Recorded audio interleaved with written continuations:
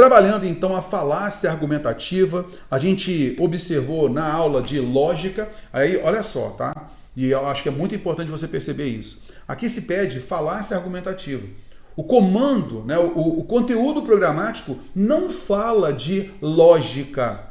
Olha, alguns editais falam da lógica, a linguagem lógica, tá? A lógica principalmente. Aí, isso está na aula de lógica que nós colocamos para você e também na aula de estratégias argumentativas, tá legal? Porque isso tem a ver com os princípios da argumentação. Então, essa falácia argumentativa é um erro na argumentação.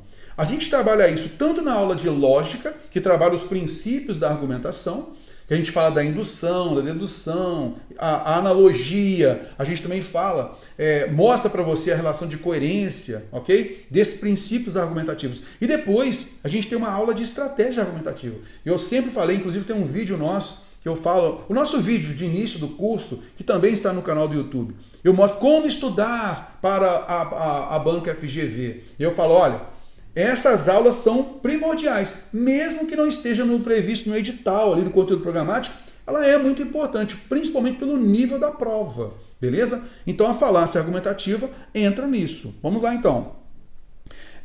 Temos então aqui o seguinte, assinar a opção que apresenta uma falácia argumentativa caracterizada adequadamente. Vamos lá. Ou os professores aplicam provas mais fáceis, ou os alunos apelarão para a cola. Olha, ou o professor aplica uma prova mais fácil, ou a banca FGV aplica uma prova mais fácil, ou todo mundo vai colar nessa prova. Opa, peraí, não. Se o problema, possível problema da prova estar difícil, é às vezes que a pessoa não está estudando.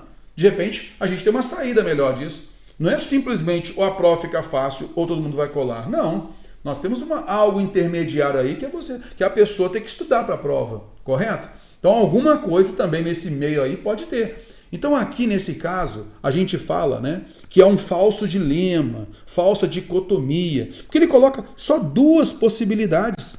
Olha só, dentre várias, ele coloca só duas possibilidades. Então, dentro do princípio, tá, dessa relação de estratégia argumentativa, que a gente percebe isso como um erro, a gente percebe então esse falso dilema, falsa dicotomia, porque você fica apenas entre dois, somente isso. E a banca entende isso também, esse princípio aqui, como uma simplificação exagerada, tá? Ela entende também isso daqui como simplificação exagerada, e eu vou mostrar isso numa prova anterior que ela cobrou, tá? Então aqui é falso dilema, falsa dicotomia, ou até mesmo a simplificação exagerada, e não uma generalização excessiva, tá?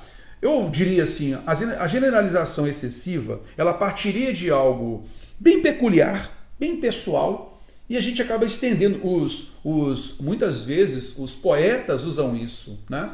Essa dimensão universal, partindo dele para o universal. E isso acaba sendo uma generalização excessiva numa linguagem direta, numa linguagem impessoal, a gente entenderia isso como uma falácia, correto?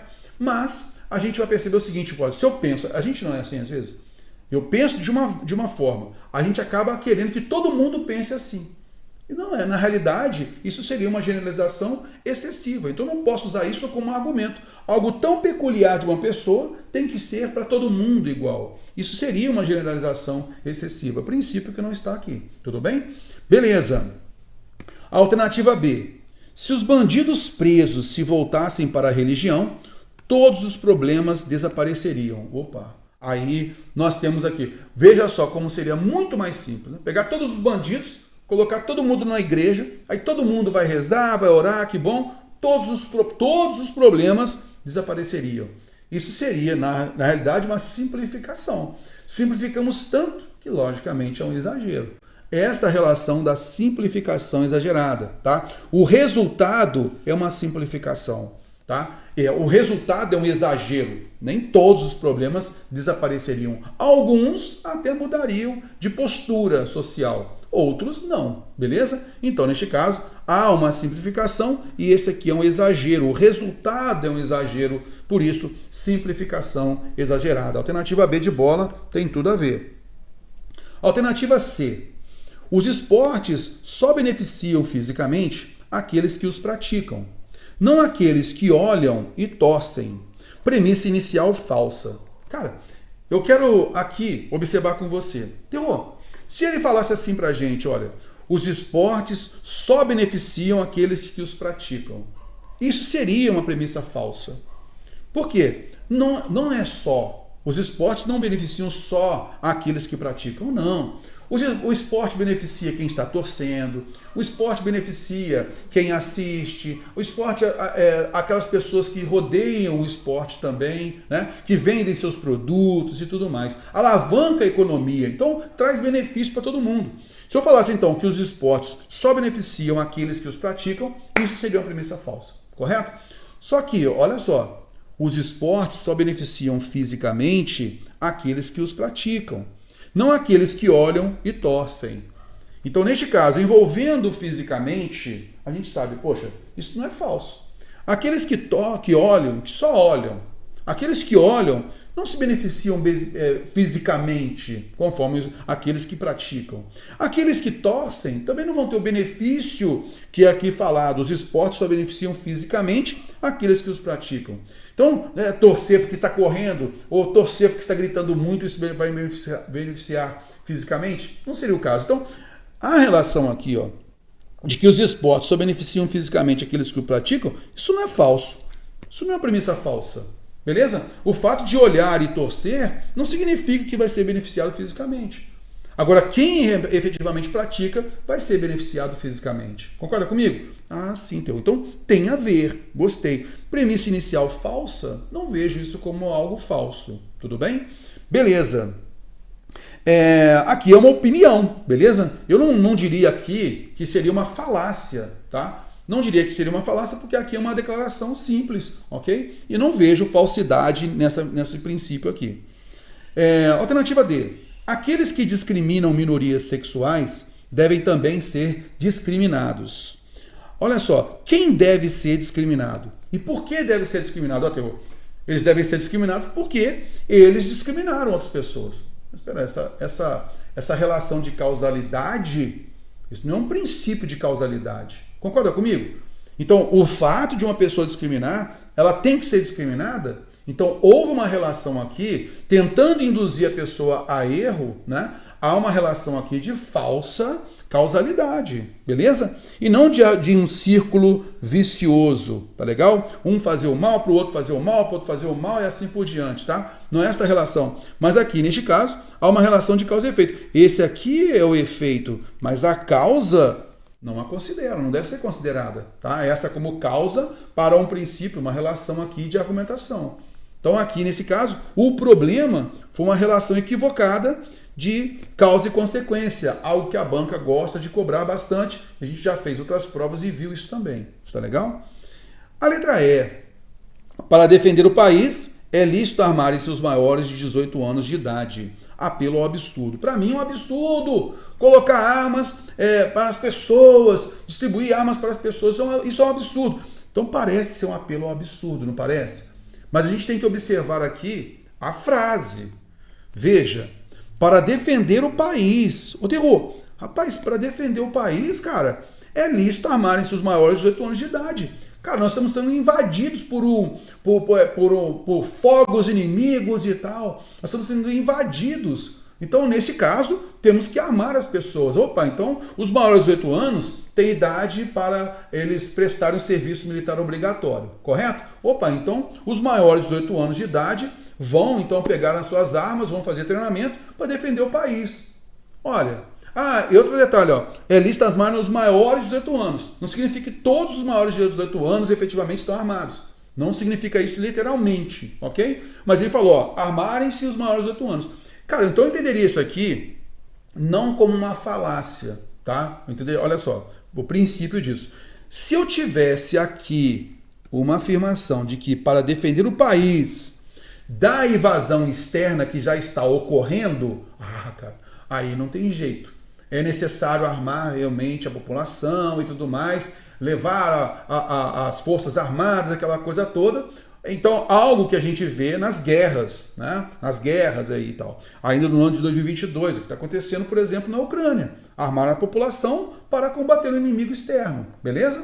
Ok, então, a gente percebe então, poxa, mas tem um problema aí, cara. Para defender o país, eu também posso, é um princípio ideológico. Eu posso, de repente, achar que o governo tal, ele tem um pensamento ideológico diferente do meu, ou das pessoas que compartilham da mesma ideia minha, e essa pessoa, ou este partido, ou essa ideologia que está agora dominando o país, está prejudicando muito o país. Eu quero defender o meu país. Eu quero insurgir contra esse governo e tal. Então, de repente, olha só, para defender o país dessa ideologia, então deve armar a população. Assim, opa, aí já entra na falácia. Concorda comigo? Então, qual é o grave problema aqui? O grave problema foi a ambiguidade que foi gerada de defender o país. É para defender o país de uma invasão externa ou defender o país ideologicamente? E com isso eu vou usar arma para quê? Concorda comigo? Então, neste caso aqui, a gente vai perceber que há o caso da ambiguidade que prejudica. E a ambiguidade corrobora uma falácia argumentativa. Beleza? Por isso, nós notamos que a alternativa B de bola realmente é a correta. Tudo bem?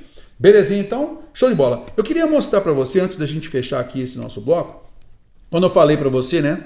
Olha, o falso dilema ou a falsa dicotomia, né? Olha só, são apenas duas coisas, ó. Ou os professores aplicam provas mais fáceis, ou os alunos apelarão para a cola. Quer dizer, não dá uma terceira opção. É categoricamente 2 pontos. Acabou. Ou é isso ou é aquilo. Pronto. É a falsa dicotomia, falso dilema, ok? E eu falei para você que ela entende isso como simplificação exagerada.